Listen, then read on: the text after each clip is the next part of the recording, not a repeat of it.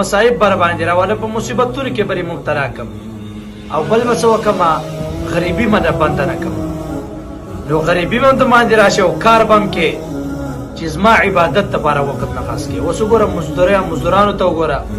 په دې نن دور کې د مخلوقاتو ته وګوره هر یو کس پیسو پسې منډه وایي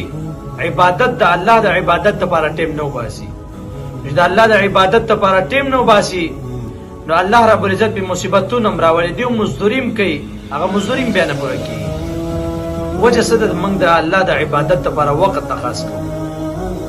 ته د الله د عبادت لپاره وخت خاص کا الله نه وغواړه چې الله رب العزت له درکې کو نه درکې او په دنیا کې چې کم کس آخرت خپل مقصد وګرځي او دا عبادت مزدوریم کوي خو لیکن مقصد دا آخرت او عبادت لپاره نور اعمال هم کوي الله فرمایي زبا دا هر قسم مقصد دا په دنیا کې پورا کوم څه چې ما نه غواړي الله فرمایي زبا لور کوم او د کم کس چې دنیا مقصدی آخرت ته توجه نه عبادت نه کینو الله فرمایي زبا په مصیبتونو کې مبتلا کوم امتحانونه به د باندې راولم دا د دې وجه ده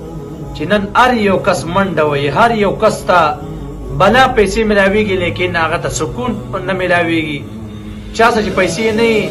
هغه منډه وي عبادت د الله د لپاره ټیم نن نشته نو چې نشه دا مصیبتونه ته خو بیا ځان خامخا ټینګي